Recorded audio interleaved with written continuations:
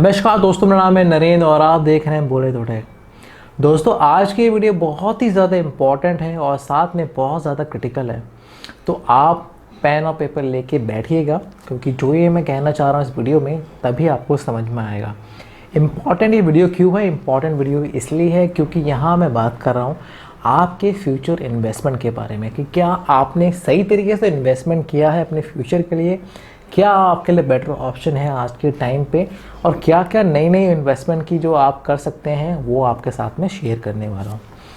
Critical दोस्तों इसलिए है क्योंकि ये चीज़ें हैं, ये बातें हैं, लोग समझ में नहीं आती। लोगों को लोग बहुत ज़्यादा कंफ्यूज रहते हैं कि यार मैं क्या करूँ, और अल्टीमेटली क्या होता है वो गलत डिसीजन ले लेते हैं और उसके लिए उनको रिग्रेट होता है बाद में। क्या शायद कभी कोई किसी ने बता दिया होता तो मैं आज शायद मैं अच्छे इन्वेस्टमेंट रिटर्न के बारे में देख रहा होता। ठीक है, तो शुरू करेंगे वीडियो ज़्यादा टाइम ना वेस्ट करते हुए। वीडियो में बात करेंगे आगे इंपॉर्टेंट पॉइंट के बारे में। वीडियो में आगे चलने से पहले आप लोगों से रिक्वेस्ट करना चाहूँगा, अगर वीडियो अच्छा लगे तो लाइक करें, सब्सक्राइब करें चैनल को, और ये वीडियो स्पेशली रिक्वेस्ट करना चाहूँगा शेयर ज़रूर कीजिएगा लोगों के साथ, ताकि आप लोगों को समझ में आए, ये नॉलेज जो है लोगों तक पहुँचे। तो चलेंगे सीधे टॉपिक के ऊपर। दोस्तों, बात करूँ मैं अगर पूछूँ मैं कि आप जॉब करते हैं या बिज़नेस करते हैं, तो आप में से शायद कुछ लोग बोलेंगे कि मैं बिज़नेस करता हूँ। ठीक है, कुछ लोग बोलेंगे मैं जॉब करता हूँ। बिल्कुल ठीक है। तो क्या आप जो जॉब कर रहे हैं, जो आपको सैलरी मिली है, वो क्या आपके लिए इनफ है? क्या आपकी फैमिली की नीड आपकी सैलरी से पूरी हो जाती है? क्या आपके इन्वेस्ट करने के लिए आपके पास पैसा बच जाता है उस चीज़ से? और बचता भी है तो क्या आप सही जगह इन्वेस्ट कर पाते हैं?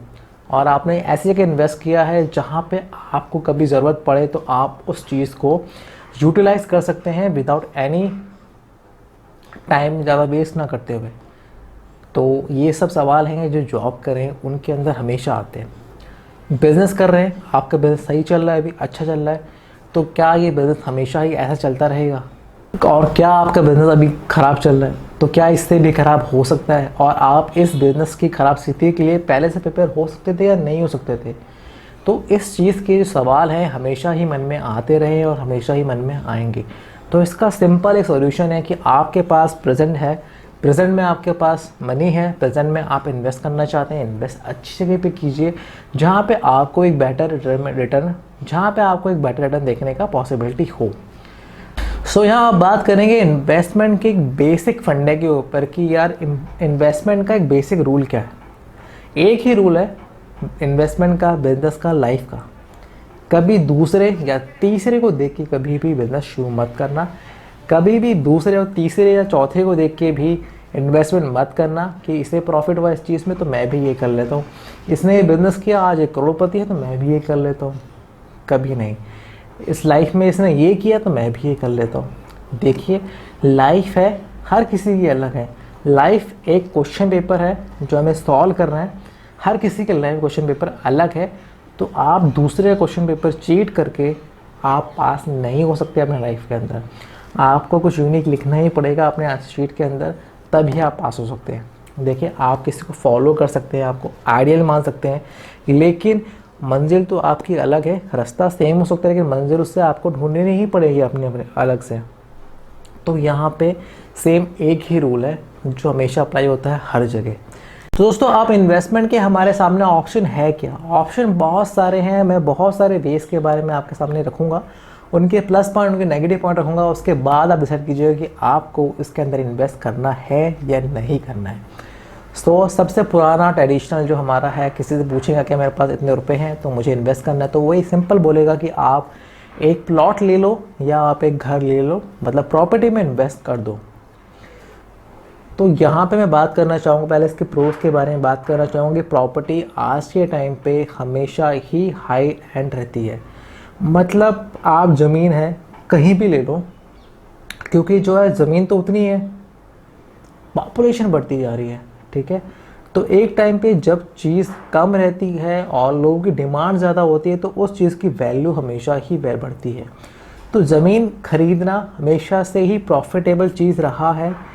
और दो मैं घर के बारे में ये नहीं कह सकता कि घर हमेशा प्रॉफिटेबल है। अगर आपको रहना है, किराए पे देना है, जो भी करना है, तो फिर भी मैं प्लॉट और घर के बीच में हमेशा प्लॉट ज़मीन को ही प्रेफर करता हूँ, क्योंकि एक तो उसमें आपका इन्वेस्टमेंट कम रहता है, ठीक है। अगर आप एक घर खरीदते हैं बना बनाया आज की डेट में, तो एक तो उसकी वैल्यू जो है हर साल गिरती रहती है, साथ में आपको उसका मेंटेनेंस करना पड़ता है। तो अब यहाँ बहुत सारे लोग बोलेंगे कि अरे यार घर की वैल्यू तो बढ़ती रहती है, 5 साल बाद बेचूंगा सो इतने का बिकेगा। 5 साल बाद आप बेचेंगे तो घर की तो वैल्यू कम होती है। देखिए मैं समझाता हूँ कैसे। सिंपल सी बात है, आज का डिज़ाइन का घर है, आज से 10 साल बाद वो डिज़ाइन नहीं होते।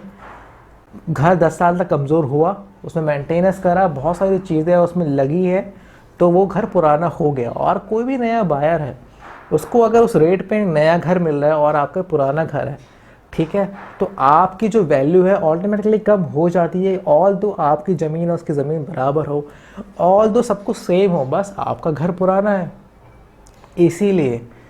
इसीलिए मैं प्रॉपर्टी में घर खरीदने का प्रेफर नहीं करता, और ना कभी किसी को सलाह देता हूँ कि आप घर खरीदो। प्लॉट आप ज़रूर खरीद सकते हैं, क्योंकि ज़मीन तो या ज़मीन रहती है, ठीक है। तो यहाँ पे ये विरोधाभास है।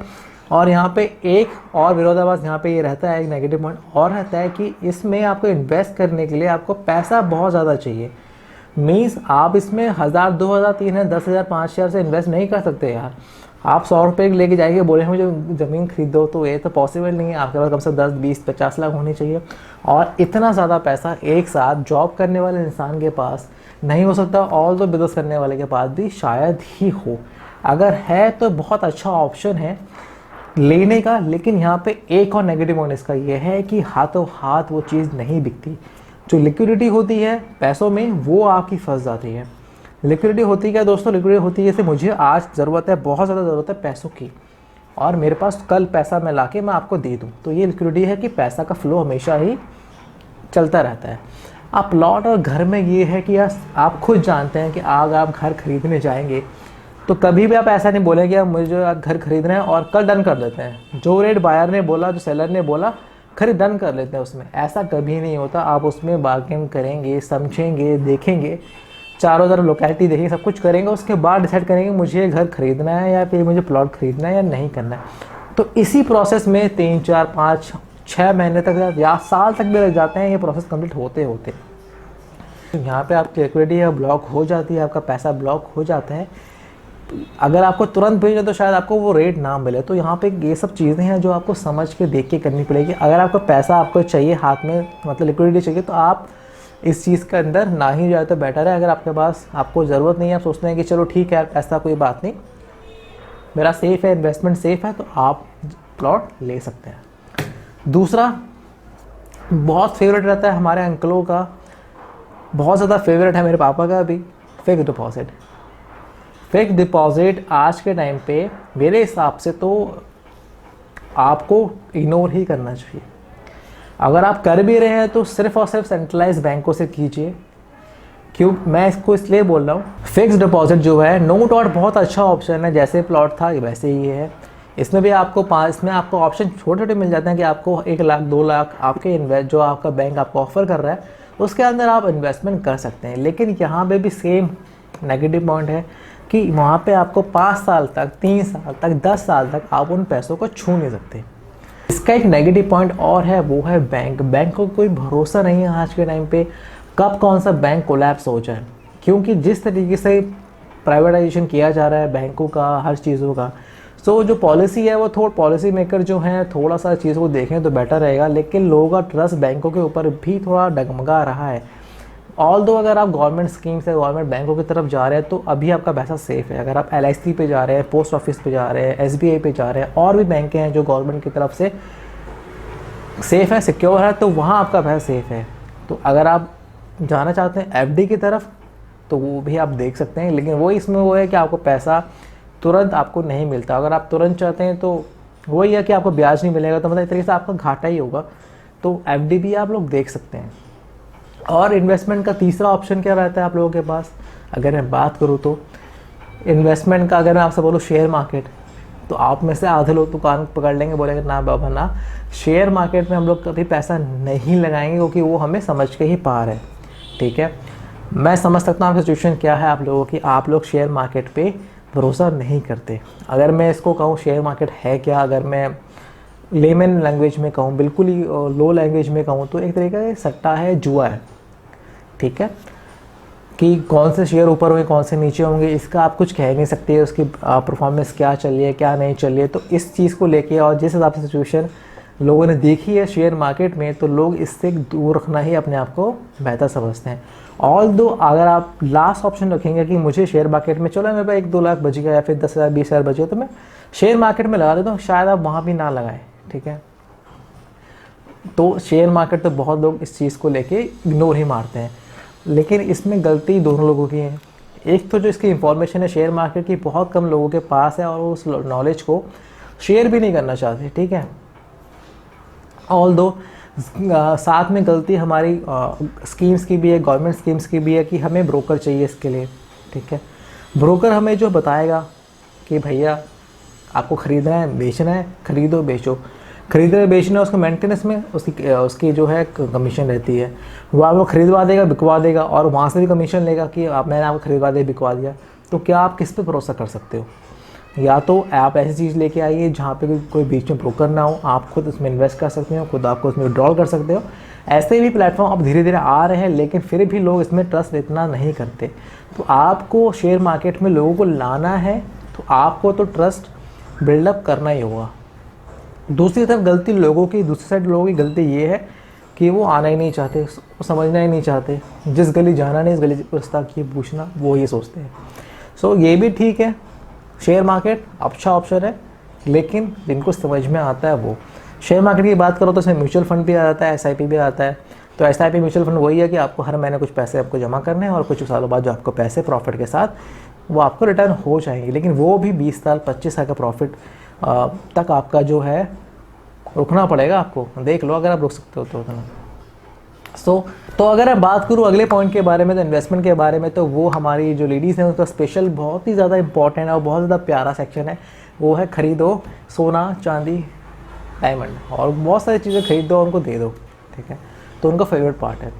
तो ये देखा जाए एक तरीके से तो ये इन्वेस्टमेंट ही है, ठीक है। क्योंकि गोल्ड की वैल्यू है आज के टाइम में आप देखते हैं तो 52-53 चल रही है, 36-38 के आसपास। कुछ अगर मैं बात करूँ जनवरी में थी तो इतना ट्रेंड चेंज आया, ड्रास्टिक चेंज आया।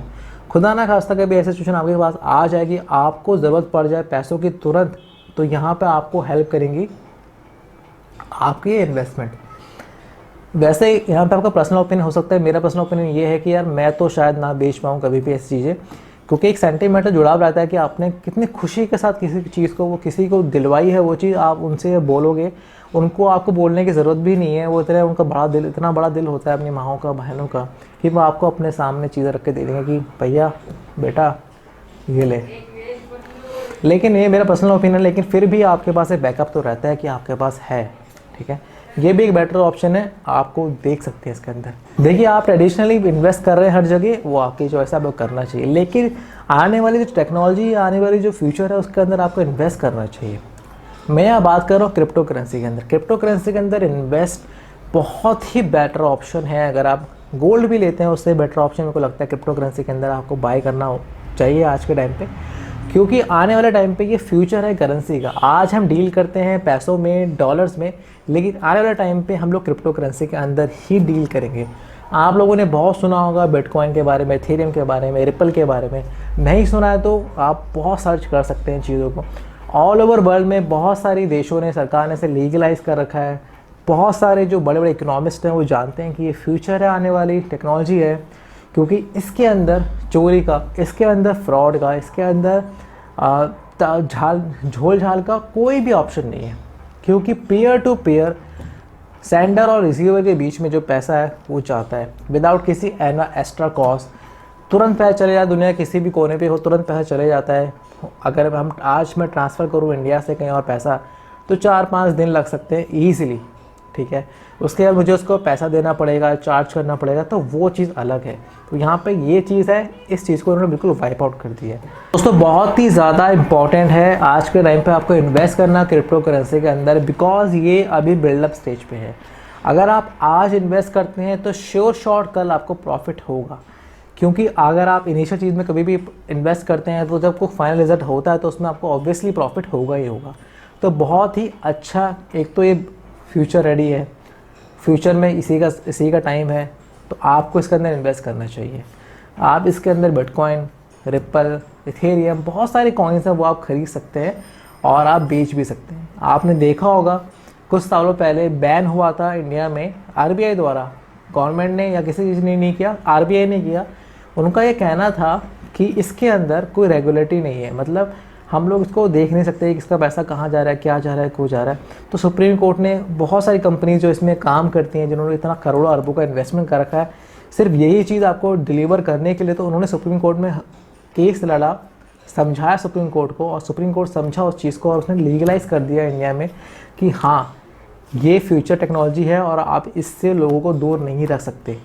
तो आप यहाँ इंडिया में लीगली खरीद सकते हैं, बेच सकते हैं। और बहुत सारे लोग जिनको समझ है इस चीज़ की, जिनको समझ भी नहीं है लेकिन थोड़ा सा अगर समझने की कोशिश करें तो बहुत आसान है। इसमें आपको सिंपल सी बात है, ब्रोकर की ज़रूरत नहीं है, किसी की ज़रूरत नहीं है। यहाँ पे आप इजीली खरीद सकते हैं, ट्रेडिंग कर सकते हैं, निकाल भी सकते हैं तुरंत पैसा अपना।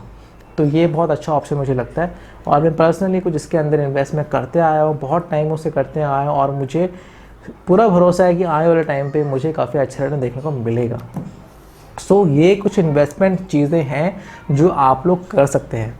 अलग अलग इन्वेस्टमेंट, छोटा छोटा इन्वेस्टमेंट आप सब जगह कर सकते हैं और क्रिप्टो करेंसी में भी स्पेशली मैं बोलना चाहूँगा कि ये फ्यूचर टेक्नोलॉजी है, इसलिए मैं इसको इतना ज़ोर दे रहा हूँ। ट्रेडिशनली इन चीज़ों के इतने फ़ायदे नहीं हैं, लेकिन इसके अंदर आप कम इन्वेस्टमेंट में 1000-2000 रुपये में भी आप अपने हिसाब से इन्वेस्ट कर सकते हैं।